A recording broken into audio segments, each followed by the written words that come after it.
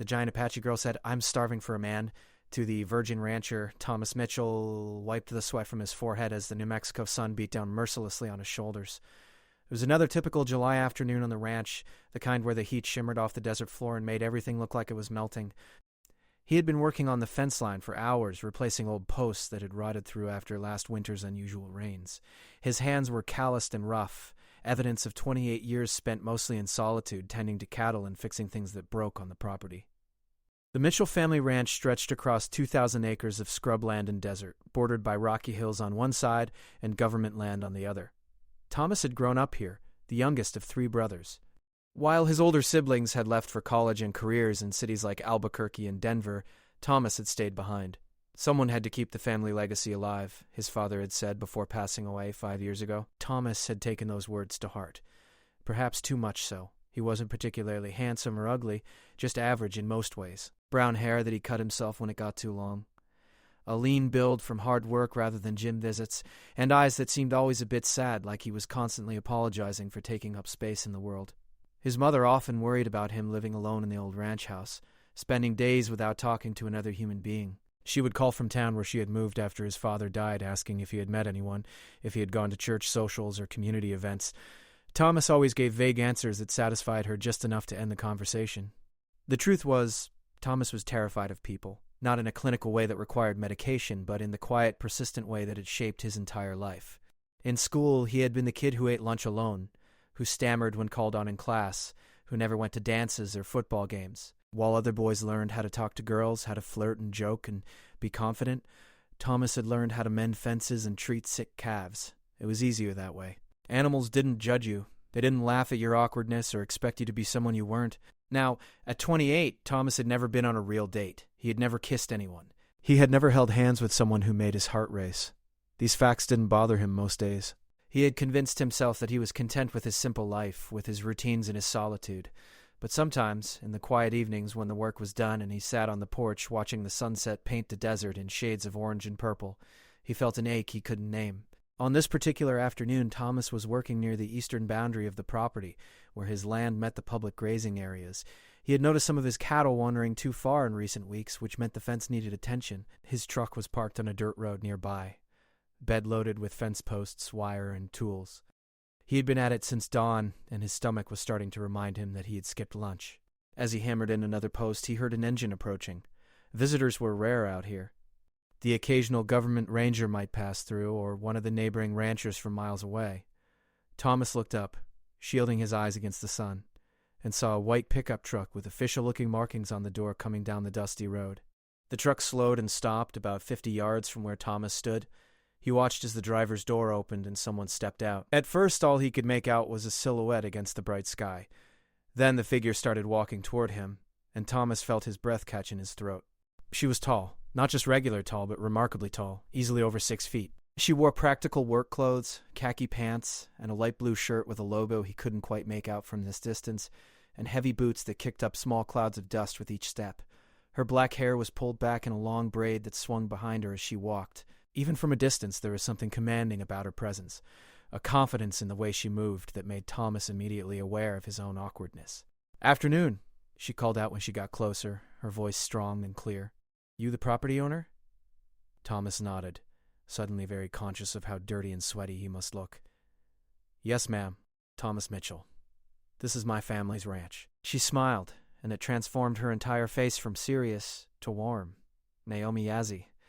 I'm with the Bureau of Land Management, working on surveying the boundaries in this area. We've had some disputes about property lines lately, and I'm making sure everything is properly marked." Thomas had no idea what to say to that. He nodded again, feeling incredibly stupid. This woman, Naomi, was now standing just a few feet away, and he could see her more clearly. She had strong, angular features, high cheekbones, and dark eyes that seemed to take in everything at once. Her skin was a deep brown, and there was something about the way she held herself that spoke of heritage and pride. Thomas guessed she was Apache, like many of the native families in this part of New Mexico.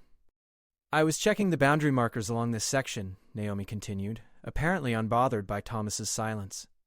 "Looks like you're doing some fence work. Having trouble with cattle wandering?" "Yeah," Thomas managed to get out. They'd been getting through somehow. "Old posts are rotting." Naomi walked over to examine his work, and Thomas felt even more self-conscious. She was professional, pointing out where the boundaries should technically run, explaining something about survey stakes and legal descriptions that mostly went over his head. He tried to focus on her words, but he kept getting distracted by how comfortable she seemed in her own skin, how she moved with purpose and certainty. They talked for a few minutes about property lines and fence maintenance, and Thomas started to relax slightly. Naomi treated him like a regular person, not like he was weird or awkward. She asked practical questions about the ranch, about water access and grazing rotation, questions that Thomas could actually answer because they were about things he understood. Then, as Naomi was heading back to her truck, Thomas made a mistake. He tried to move his own truck to get some more posts from the bed, but the ground was softer than he realized. The rear wheels spun uselessly, digging deeper into the mud from an underground spring that fed the area. His face burned with embarrassment as he tried again, only making things worse. "Hold on," Naomi called, jogging back over.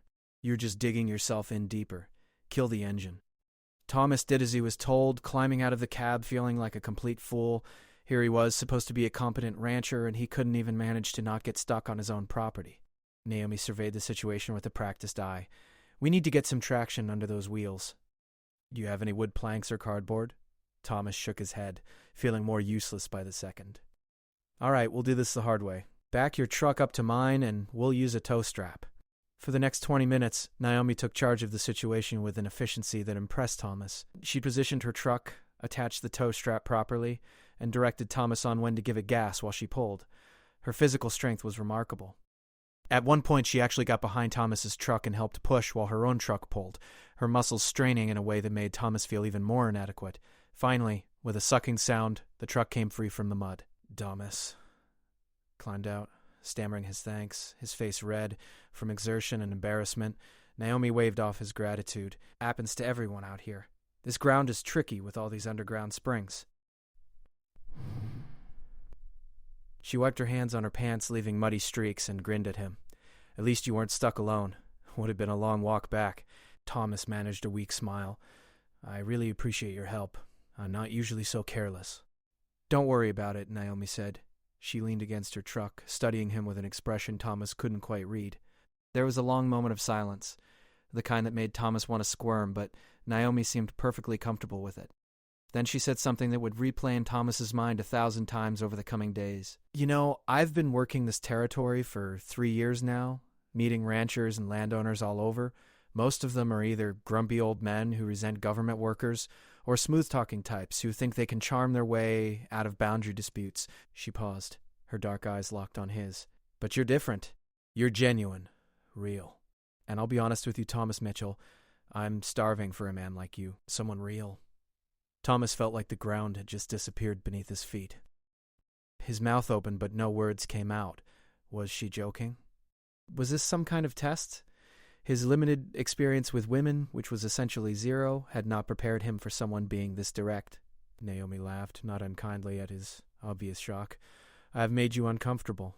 Sorry, I have a habit of saying exactly what I think. My grandmother says it's going to get me in trouble one day." She pushed off from her truck. "I should get going. Got more boundaries to check before dark." "Wait," Thomas said, surprising himself. "I thank you for helping me, and for what you said." Naomi smiled again, softer this time. "You're welcome. I'll probably be back this way in a week or two.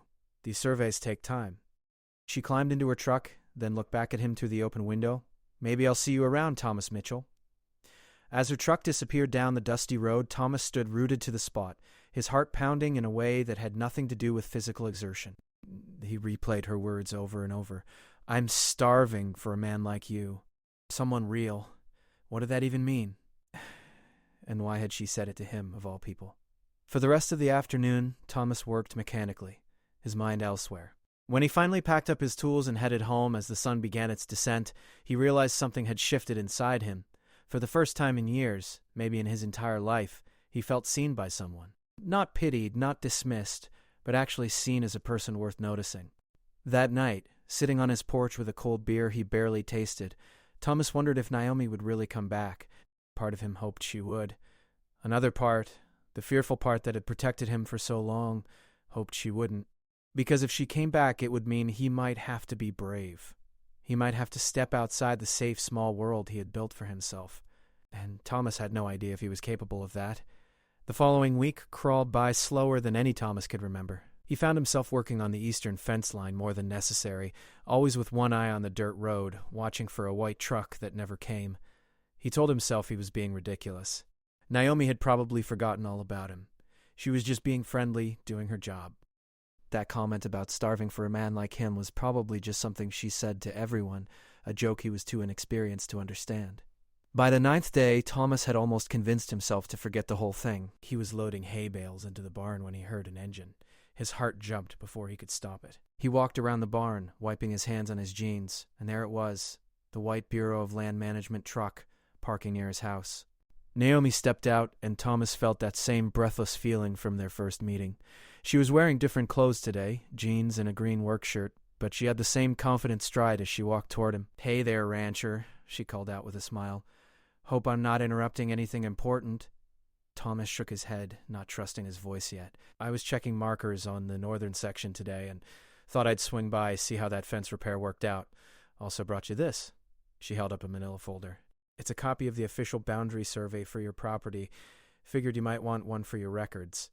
They spent the next hour walking the fence line together. Naomi explained the survey documents in detail, pointing out landmarks and coordinates. Thomas found himself actually talking, asking questions, even making a comment that made her laugh. Being around her was getting slightly easier, though his heart still raced whenever she stood too close. "You want some water or something?" Thomas offered when they got back to the house. "It's hot out here. Water would be great," Naomi said. Thomas led her to the porch, gesturing to one of the old wooden chairs his grandfather had made decades ago. He went inside and returned with 2 glasses of cold water and some cookies his mother had dropped off earlier in the week. Naomi took a long drink, then settled back in the chair, looking out at the landscape. "This is beautiful land. Must be something, waking up to this view every day." "I guess I take it for granted sometimes," Thomas admitted. "It's all I've ever known." "You grew up here?" Thomas nodded. "My whole life. My brothers left, but I stayed." "Why?" Naomi asked, genuine curiosity in her voice. It was a simple question, but Thomas had never really examined his answer. Someone had to keep the ranch going. "My dad built this place up from almost nothing. Seemed wrong to just let it go." "That's admirable," Naomi said. "But what do you want? Not what your dad wanted, or what the ranch needs. What does Thomas Mitchell want?" No one had ever asked him that before. Thomas stared at his water glass, watching condensation drip down the sides. "I don't really know," he said quietly. "I'd never thought much about it." Naomi was quiet for a moment, then she leaned forward. "Can I tell you something? You don't have to respond or anything." "I just want to say it." Thomas nodded, his throat tight. "I grew up on the Mescalero Apache reservation, about 60 miles from here. I was always the tallest kid, tallest girl, eventually tallest person in most rooms. You know what that's like? Being different in a way you can't hide or change. People made jokes. Boys were intimidated. Even my own family sometimes treated me like I was some kind of curiosity instead of just Naomi." She paused, taking another sip of water. "I learned to be tough, to act like nothing bothered me. Went to college, got my degree in environmental science and land surveying. Dated a few guys who either fetishized my height or constantly tried to prove they were tougher than me. None of it felt real, you know? Everyone was playing some kind of game, trying to be something they weren't." Thomas listened, fascinated. He had never heard anyone talk so openly about their insecurities before.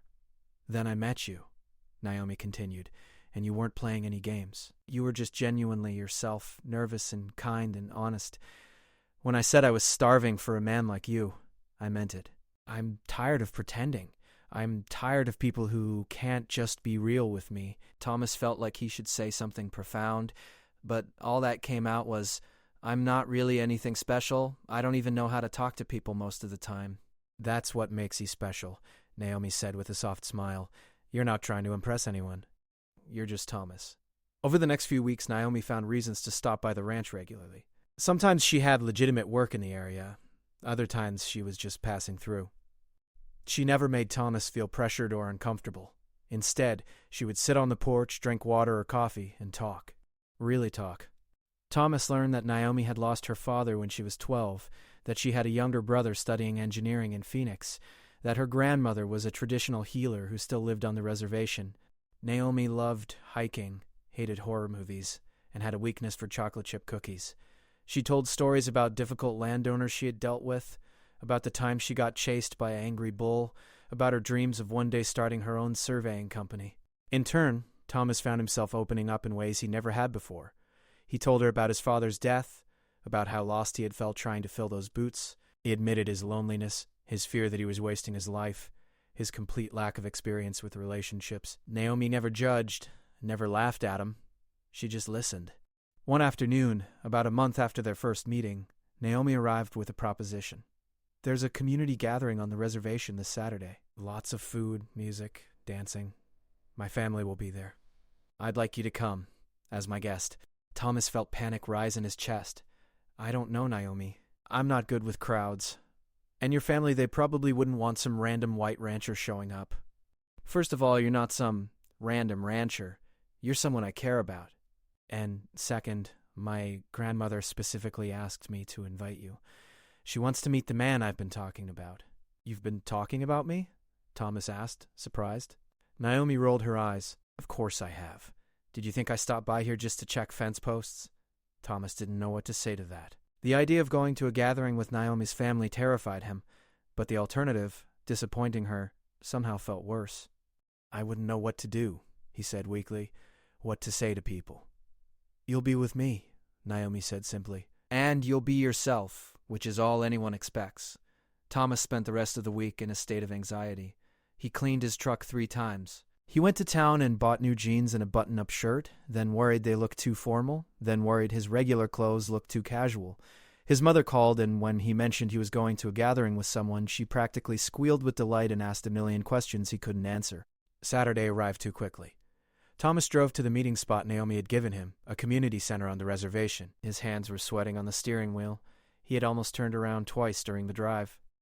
Naomi was waiting for him in the parking area, and his anxiety lessened slightly just seeing her smile. She was wearing a beautiful traditional dress with intricate beadwork, her hair loose around her shoulders. Thomas had never seen her look more stunning. You came, she said, and he heard relief in her voice. I was worried you'd change your mind. I almost did, Thomas admitted. About 5 times.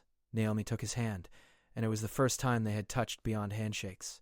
Her hand was warm and strong, and Thomas felt electricity run through him. Come on, she said gently. Everyone's really nice, I promise. The community center was filled with people, and Thomas felt overwhelmed immediately. The noise, the unfamiliar faces, the smell of cooking food, all of it crashed over him at once. But Naomi kept hold of his hand, leading him through the crowd, introducing him to various relatives and community members. Most people were friendly, if a bit curious about the nervous Anglo rancher. They asked polite questions about his land, about cattle prices, about the weather. Thomas stammered through answers, aware that he probably sounded like an idiot. Then Naomi brought him to meet her grandmother. The old woman sat in a chair of honor wrapped in a beautiful blanket, her face deeply lined but her eyes sharp and knowing. She studied Thomas for a long moment that made him want to disappear. So you are the one my granddaughter speaks of, she said in accented but clear English. The shy rancher who fixes fences and speaks to cattle better than people. Thomas felt his face burn. Yes, ma'am. I guess that's me. The grandmother's stern expression softened slightly. Sit, she commanded, gesturing to a chair beside her. Naomi gave Thomas an encouraging nod and went to help with food preparation. For the next 20 minutes, Thomas sat with Naomi's grandmother, answering her surprisingly direct questions about his intentions, his character, his family. She asked about his father, about his understanding of the land, about whether he drank too much or gambled. Thomas answered honestly, too intimidated to do anything else. Finally, the old woman nodded. You are afraid of many things, I think, but you are honest. That is worth more than confidence without truth. She patted his hand. My granddaughter needs someone honest. Too many men have tried to change her, make her smaller. You do not try to do this. I wouldn't know how, Thomas said. And I wouldn't want to. She's amazing as she is. The grandmother smiled then, truly smiled. Good answer, young rancher. Now go eat. You are too skinny. The rest of the evening passed in a blur. Thomas tried various foods he had never encountered before, watched traditional dances he didn't understand, and stood awkwardly while others laughed and socialized. But Naomi stayed near him, always checking to make sure he was okay, never making him feel bad for being out of his element. As the sun set and people began to drift away, Naomi walked Thomas back to his truck. They stood in the quiet parking area, neither wanting the evening to end. Thank you for coming, Naomi said softly. I know that was hard for you. Your grandmother is terrifying, Thomas said, and Naomi laughed. She likes you. Trust me, if she didn't, you'd know. Thomas gathered his courage. Naomi, I need to tell you something. I don't really know what I'm doing here. I don't have experience with any of this. Relationships or dating or whatever this is. I know, Naomi said. You know? Thomas, it's pretty obvious, but that's okay. I don't need you to be experienced. I just need you to be honest with me. Can you do that? Thomas nodded. I can try. Naomi smiled, and then she leaned down and kissed his cheek. It was brief, gentle, but it sent Thomas's heart racing. That's all I ask, she said. I'll see you soon, rancher. As Thomas drove home that night, his cheeks still tingling from her kiss, he realized something had fundamentally changed. He wasn't just existing anymore, going through motions and routines. For the first time in his life, he was actually living, actually feeling connected to another person. And while it scared him more than he could express, it also made him feel more alive than he ever had before. The summer heat intensified as July melted into August, and with it, Thomas and Naomi's connection deepened into something neither of them had quite experienced before. They fell into an easy pattern. Naomi would finish her surveying work and drive to the ranch, where Thomas would have cold drinks waiting on the porch. Sometimes they would talk for hours about everything and nothing. Other times they would work together, Naomi helping him with fence repairs or feeding cattle, her strength and willingness to get dirty surprising Thomas every time. One evening, as they sat watching the sunset paint the sky in brilliant shades of orange and pink, Naomi leaned her head on Thomas's shoulder. It was such a simple gesture, but Thomas felt his whole body tense with the newness of it. She must have felt his reaction because she lifted her head, looking at him with concern. Is this okay? She asked softly. Am I moving too fast for you? Thomas shook his head quickly. No, it's not that. I'm not used to anyone wanting to be close to me like this. It feels like a dream, and I keep waiting to wake up. Naomi took his hand, threading her fingers through his. This is real, Thomas. I'm real. What we have is real. You don't have to be afraid of it. I've been afraid my whole life, Thomas admitted. I don't know how to stop. You don't have to stop being afraid, Naomi said. You just have to be afraid and do things anyway. That's what courage actually is. They sat in comfortable silence for a while, hands intertwined, watching the stars begin to appear in the darkening sky. Thomas felt something shift inside him, a tiny crack in the walls he had built around himself over the years. The phone call came 3 weeks later, on a Wednesday morning. Thomas was in the barn when his cell phone rang, an unfamiliar number on the screen. It was the emergency coordinator from the reservation, asking if Naomi was with him. There had been reports of flash flooding in the lower valley. Several families were in danger, and they were trying to organize a rescue effort. Naomi wasn't answering her phone, and her truck had last been seen heading toward Thomas's ranch. Thomas's heart dropped. It told them she hadn't arrived yet, that she was probably still on the road. As soon as he hung up, he tried calling Naomi himself. No answer. He tried 3 more times. Nothing. Without thinking, Thomas jumped in his truck and headed toward the reservation. The sky had been threatening rain all morning, dark clouds building in the west, but he hadn't paid much attention. Now he realized how serious the situation had become. The radio crackled with emergency broadcasts about the flash flood warning, about roads being washed out, about families trapped. When Thomas arrived at the community center, it was chaos. People were running in every direction, organizing supplies, trying to reach loved ones, coordinating rescue efforts. Thomas found Naomi's brother Marcus in the crowd and asked if he had heard from her. She's out there, Marcus said, his face tight with worry. She went down to the valley this morning to check on the Big A family. Their house is right in the flood path, and they have 2 little kids. Naomi said she'd help them evacuate, but that was 3 hours ago. We've lost contact. Thomas felt ice in his veins. I'm going to find her. The roads are too dangerous, Marcus protested. The rescue teams are organizing, but it'll take time. I know those roads, Thomas said. I know the land. I can get there faster than any organized team. It wasn't bravado speaking. For once in his life, Thomas knew exactly what he needed to do. He grabbed supplies from people who were willing to help, throwing rope, tarps, first aid kits, and water into his truck. Another rancher he vaguely knew offered to come with him, along with 2 younger Apache men who knew the valley well. Within 15 minutes, they were heading into the storm. The rain started as a drizzle, but quickly became a downpour.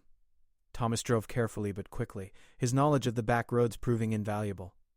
They took routes that avoided the worst of the flooding, cutting through ranch land and desert trails that most people didn't know existed. The windshield wipers could barely keep up with the rain, and more than once they had to stop and clear debris from their path. After an hour of tense driving, they spotted Naomi's white truck on the side of a muddy road, empty. Thomas's heart hammered as he jumped out, calling her name.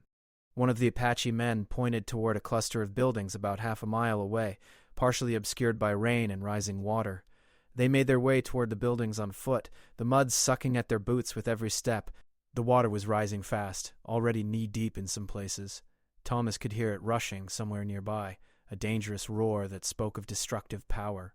And he saw her. Naomi was carrying a small child on her shoulders, wading through waist-deep water. Behind her, an older woman struggled to keep up, clutching a bundle of belongings. A man, presumably the father, carried another child. They were all moving toward higher ground, but the current was strong and getting stronger. "Naomi!" Thomas shouted over the roar of the water. She turned, and even through the rain he could see the relief on her face. "Thomas, the bridge is out. We can't get back to the main road." The rescue team sprang into action. Thomas and the other rancher waded into the water, fighting the current to reach the family. Thomas took the bundle from the older woman, freeing her hands so she could move more easily. The Apache men formed a human chain, passing the children to safety first, then helping the adults. The water kept rising. What had been ankle-deep 10 minutes ago was now thigh-deep. Thomas could feel the power of it trying to sweep his feet out from under him. He focused on keeping his balance, on helping the family reach higher ground, on not thinking about how terrifying this all was.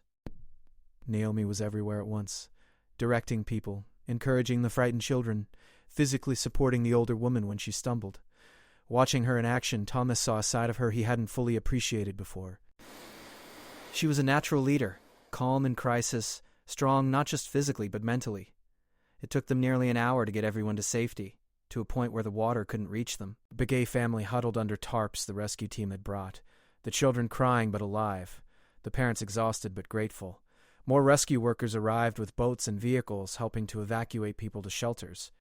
As the immediate crisis passed and organized teams took over, Thomas and Naomi finally had a moment to breathe. They stood apart from the others, both soaked to the bone, covered in mud, physically and emotionally drained. "You came," Naomi said, and her voice cracked slightly. "You actually came into the flood to find me." "Of course I did," Thomas said simply. "Did you think I wouldn't?" Naomi shook her head, and Thomas saw tears mixing with the rain on her face. "I spent my whole life being the strong one, the one who takes care of everyone else. No one's ever come to rescue me before." Thomas stepped closer, reaching out to cup her muddy face in his equally muddy hands. "You'll never have to do everything alone again. I promise." They stood there in the rain, holding each other, and Thomas felt something profound settle in his chest. Love, he realized. This was what love felt like. Not the fairy tale version he'd seen in movies, but real love, messy and terrifying and absolutely worth it. The rescue effort continued through the night. Thomas stayed, working alongside Naomi and the community members, helping to evacuate families, distribute supplies, and set up temporary shelters. His ranching skills proved useful in unexpected ways. He knew how to work with ropes and tarps, how to assess structural damage, how to stay calm when others panicked. Naomi's grandmother was at the community center when they finally returned in the early hours of morning, helping to organize food and blankets for displaced families. When she saw Thomas covered in mud and exhausted, she pulled him into a surprising hug. "You went into danger for my granddaughter," she said. "For our people. This is not forgotten." Other community members approached Thomas throughout the night, thanking him, shaking his hand, treating him with a respect he had never experienced before. The nervous Anglo rancher who had stammered through introductions at the gathering was now being accepted as one of their own.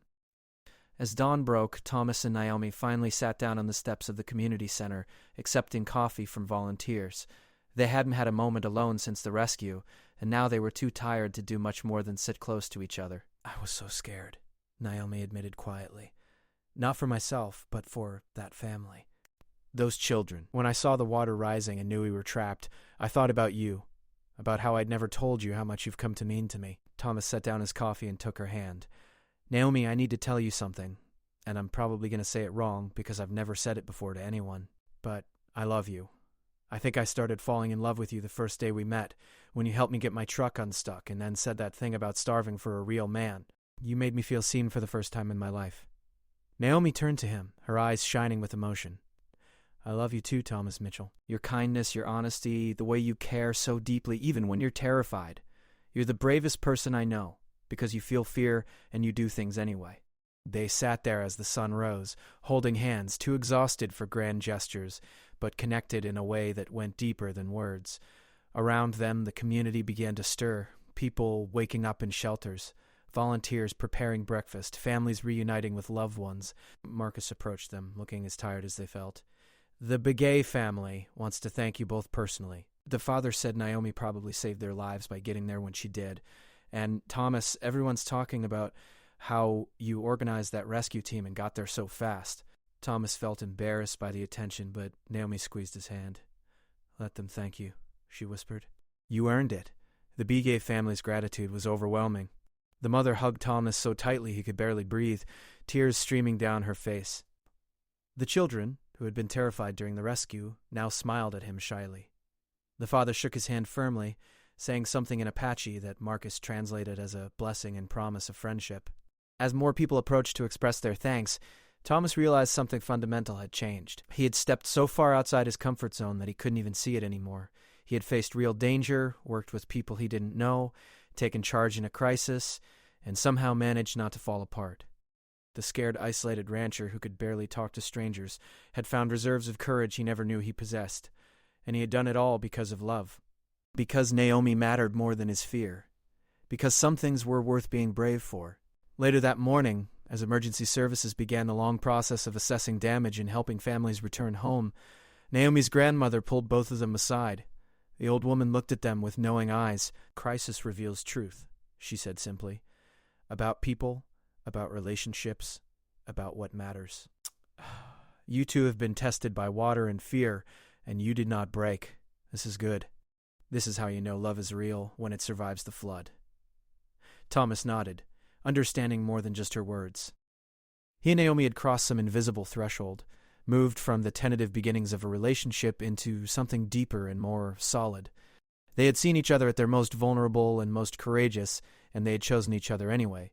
As they finally left the community center, heading back to clean up and rest, Thomas knew that whatever came next, they would face it together. The scared, lonely rancher and the strong, independent surveyor had found something neither had expected. They had found home in each other. The weeks following the flood brought an unexpected shift in Thomas and Naomi's relationship. What had started as tentative connection had solidified into something undeniable during the crisis. They spent nearly every evening together now, either at the ranch or at Naomi's small apartment in town. Thomas found himself becoming more comfortable with physical affection, holding her hand without hesitation, kissing her goodnight, even falling asleep together on the couch while watching movies. For the first time in his life, Thomas felt genuinely happy. The loneliness that had been his constant companion for 28 years had been replaced by a warmth he hadn't known existed. He woke up each morning with purpose beyond just ranch work. He looked forward to Naomi's calls, to her surprise visits, to planning their weekends together. But happiness, Thomas was learning, could be fragile. It started with his mother's phone call on a Tuesday afternoon. Thomas was fixing the water pump when his phone rang, and he answered cheerfully, still riding the high of his new relationship. "Thomas, we need to talk," his mother said, her voice tight with tension. "I'm coming over tomorrow. There are some things we need to discuss." The tone in her voice made Thomas's stomach drop. "Is everything okay? Are you sick?" "I'm fine. Just, we need to talk. I'll be there around noon." She hung up before Thomas could ask more questions. He spent the rest of the day worrying, running through possibilities in his mind. His mother had seemed happy when he'd briefly mentioned he was seeing someone. What could have changed? His mother arrived the next day driving her sedan, which she parked carefully next to his truck. She was a small woman, barely 5'3", with graying hair she kept short and practical. She had always been kind but firm, loving but traditional. As she climbed the porch steps, Thomas noticed she looked troubled. "Hi, Mom," Thomas said, kissing her cheek. "Want some tea?" "That would be nice," she said, but her smile didn't reach her eyes. They sat on the porch, and for a few minutes his mother made small talk about the weather, about his brother's new job in Denver, about the church social she'd attended last week. Thomas waited, knowing she was building up to something. Finally, she set down her teacup and looked at him directly. "Thomas, I need to talk to you about this woman you're seeing. Naomi." Thomas felt his defenses rise immediately. "What about her?" His mother sighed. "Honey, I've been hearing things in town. People talk. They're saying you're serious about this Apache woman, that you were at the reservation during the flood, that you're spending all your time with her. Her name is Naomi, Thomas said quietly. And yes, I'm serious about her. I love her. His mother's face crumpled slightly. Thomas, I'm not prejudiced or anything like that, but you have to think about the practical side of things. You're from completely different worlds, different cultures. What about your future? What about the ranch? What will people say? Thomas felt anger building in his chest, an unfamiliar sensation. He was usually too passive to get truly angry, but hearing his mother talk about Naomi this way ignited something protective in him. What will people say? He repeated. Mom, I've spent my entire life worried about what people think, being afraid of judgment. And you know what? It made me miserable. Naomi is the best thing that's ever happened to me. She makes me want to be braver, better. She sees me, really sees me, and loves me anyway. I'm sure she's a nice girl, his mother said, her voice strained. But Thomas, you have to be realistic. Your father built this ranch with his own hands. He had a vision for its future, for your future. Do you really think he would have wanted you to get involved with someone so different? Dad wanted me to be happy, Thomas said firmly. And I'm happy with Naomi. If he were here, I think he'd understand that. His mother stood up, clearly upset. I just don't want to see you make a mistake. You're naive about relationships, Thomas. You don't have experience with these things. How do you know this woman isn't just using you? Maybe she wants the ranch, or maybe she's bored and you're convenient. That crossed the line. Thomas stood too, his hands shaking slightly. You don't know her at all. Naomi has her own career, her own life. She doesn't need anything from me except honesty and love, which is exactly what I need from her. I'm sorry you can't see that. His mother's eyes filled with tears. I'm just trying to protect you, honey. You're my baby, my youngest. I don't want you to get hurt. I'm not a baby anymore, Mom, Thomas said, more gently now. I'm 28 years old. Maybe it's time I made my own choices, even if they're mistakes. Even if they scare you. Even if they scare me. His mother left shortly after, the conversation unfinished and uncomfortable. Thomas watched her drive away, feeling a complex mix of emotions. Part of him felt guilty for upsetting her, but another part, the part that Naomi had helped him find, felt proud for standing up for what mattered. He called Naomi that evening and told her about the conversation.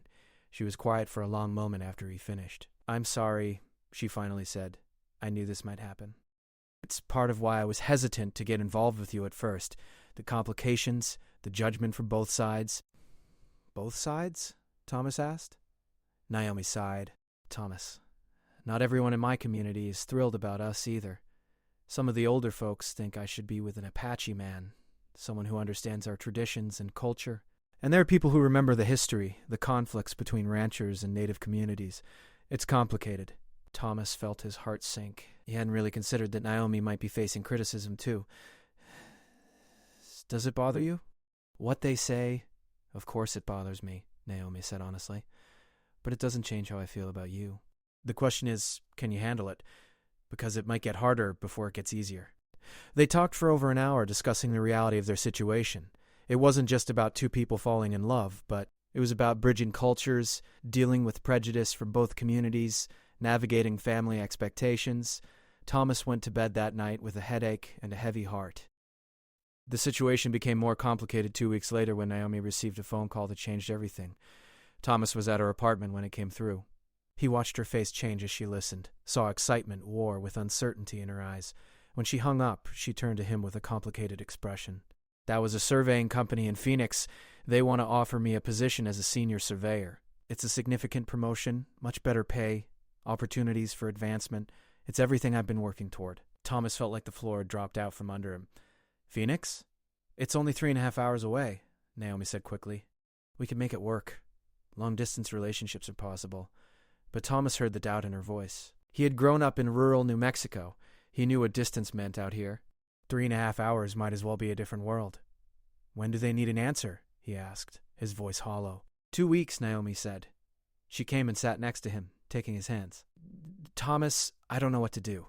This job is a huge opportunity, but I don't want to lose you. Over the next few days, Thomas wrestled with emotions he didn't know how to process. Part of him wanted to beg Naomi to stay, to turn down the job for him, but he knew that was selfish. He knew Naomi deserved every opportunity to advance her career, to achieve her dreams. Another part of him considered asking her to marry him, to make some grand gesture that would convince her to stay. But that felt manipulative. using commitment as a bargaining chip. The ranch felt suffocating suddenly. Every fence post he hammered, every cow he fed, reminded him that he was tied to this place in a way Naomi wasn't. He had built his entire identity around being the son who stayed, the keeper of his father's legacy. But what did that legacy mean, if it cost him the only real happiness he'd ever known? Thomas found himself driving to the reservation one evening, looking for Naomi's grandmother. He found her outside her home, tending a small garden in the fading light. "Thomas Mitchell," she said without looking up. "You come seeking wisdom or permission?" "I don't know," Thomas admitted. "Maybe both." The old woman gestured for him to sit on a bench near her garden. She continued her work for a few minutes, the silence comfortable rather than awkward. Finally, she wiped her hands and sat beside him. "My granddaughter has been offered a great opportunity," she said. "And you are afraid?" "Yes," Thomas said simply. "I'm afraid of losing her, but I'm also afraid of being the reason she doesn't follow her dreams." "This is the fear of love," the grandmother said. "Not the fear of being alone, but the fear of loving someone so much that their happiness matters more than your own comfort." "This is good fear. This means your love is real." "But what do I do?" Thomas asked. "How do I make this choice?" The grandmother looked at him with those knowing eyes. "You do not make this choice. Each person makes their own choice. Naomi must choose what she needs for her life. You must choose what you need for yours. And then you both must choose if those paths can walk together or if they must part." "I don't want them to part," Thomas said, his voice breaking slightly. "Then perhaps you must walk a path you have not considered before," she said cryptically. "You think you have only two choices. Stay on your ranch alone or lose Naomi. But life offers more than two paths if you are brave enough to see them." Thomas drove home thinking about her words. That night, lying in bed, staring at the ceiling of the room where he had slept his entire life, he had a realization that terrified him more than anything he had ever contemplated before. What if he left? The thought was so foreign, so fundamentally against everything he had believed about himself, that his first instinct was to dismiss it entirely.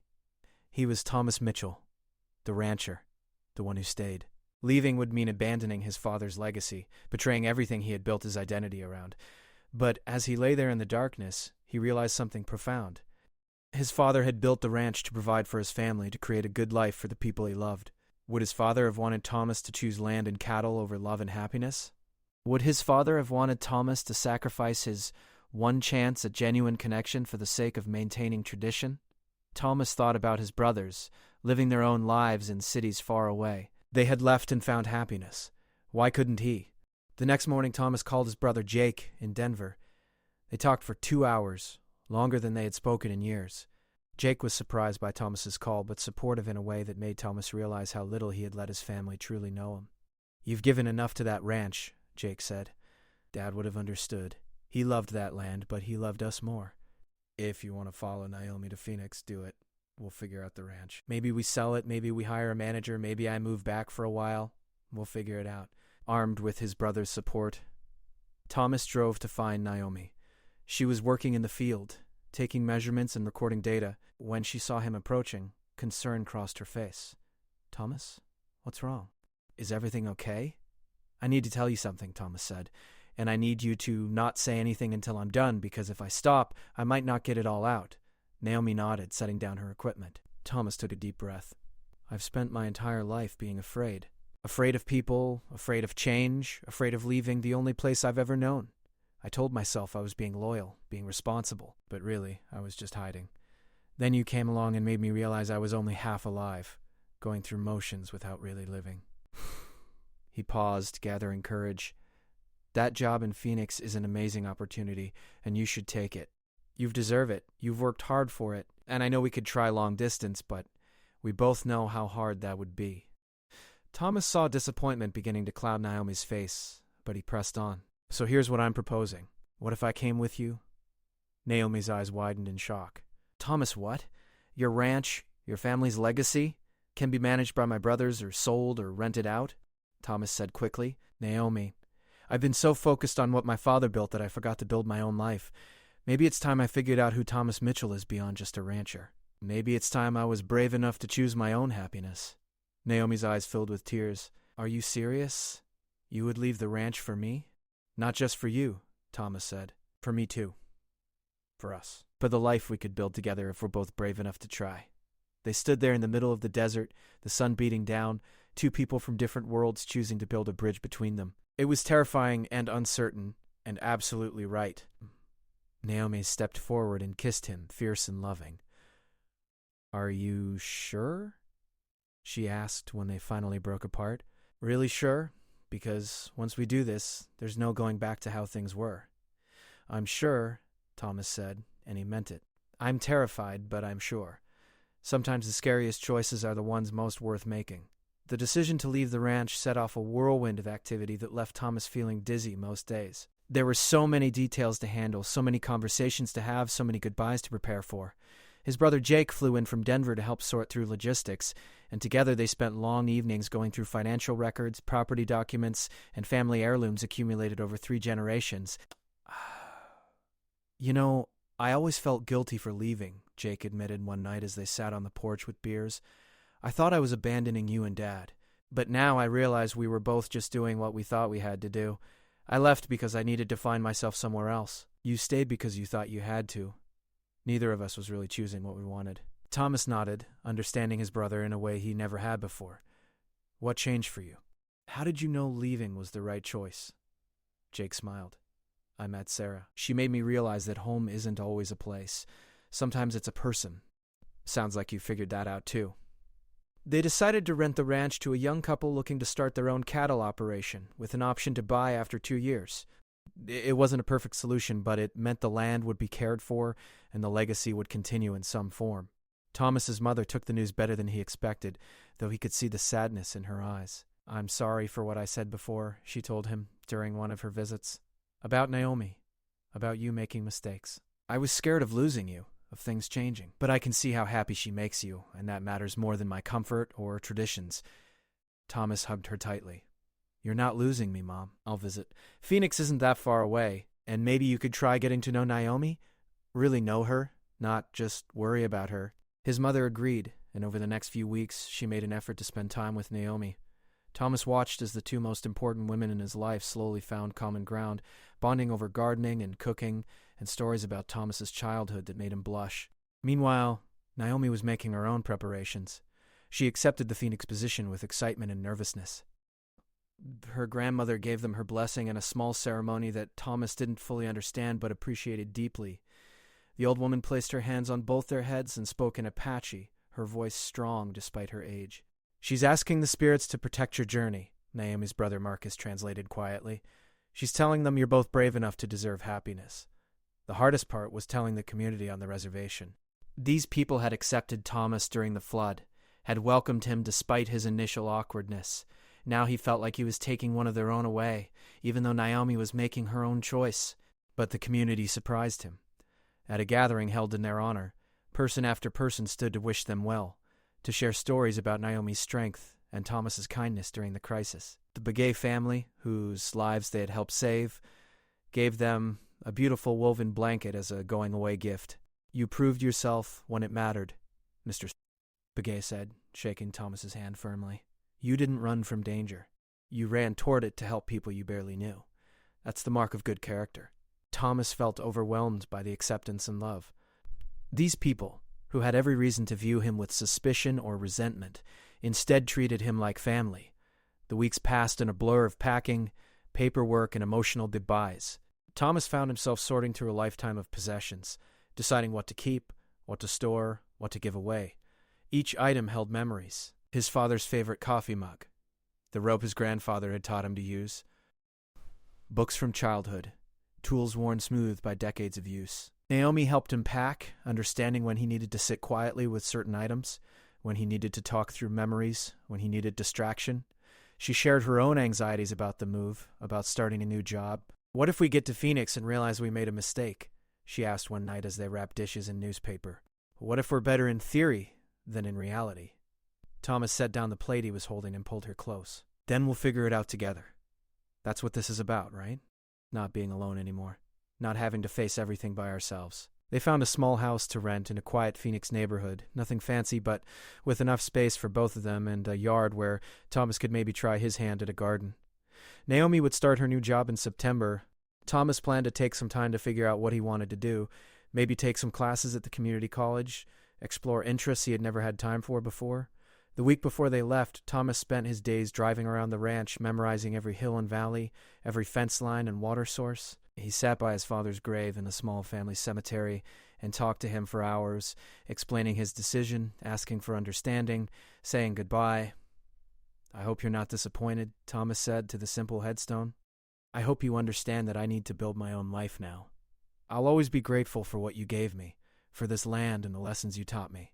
But it's time for me to find out who I am beyond just your son, beyond just a rancher." On their last night at the ranch, Naomi and Thomas sat on the porch together, watching the sun set over the land Thomas had known his entire life. The sky turned brilliant shades of orange and purple, the same colors he had seen thousands of times before. But tonight they felt different. Final, in a way. "Are you sad?" Naomi asked softly, her hand in his. "Yes," Thomas admitted. "But I'm also excited. Scared and excited all mixed together. Is that normal?" Naomi laughed gently. "I think that's exactly how big changes should feel. If it was easy, it probably wouldn't be worth doing." They spent the night in the old ranch house one last time, surrounded by boxes and empty rooms that echoed with memories. Thomas couldn't sleep much, his mind racing with thoughts of everything that was ending and everything that was beginning. Naomi held him close, her presence a comfort in the uncertainty. The moving truck arrived early the next morning. Jake and his wife Sarah had driven down to help with the move. Thomas's mother came too, trying to be brave but clearly emotional. They loaded furniture in boxes, the accumulation of Thomas's life fitting into a surprisingly small space. As they worked, neighbors and friends stopped by to say goodbye. The Johnsons from the neighboring ranch brought homemade cookies. The veterinarian who had treated the Mitchell cattle for 20 years shook Thomas's hand and wished him well. Even the grumpy feed store owner gave him a rough hug and told him not to forget where he came from. Finally, everything was loaded. The house stood empty, echoing and strange without furniture and life. Thomas did one final walk-through, his footsteps loud on the bare floors. Each room held ghosts of memories. The kitchen where his mother had taught him to cook. The living room where his father had taught him to play chess. His bedroom where he had spent so many lonely nights wondering if his life would ever change.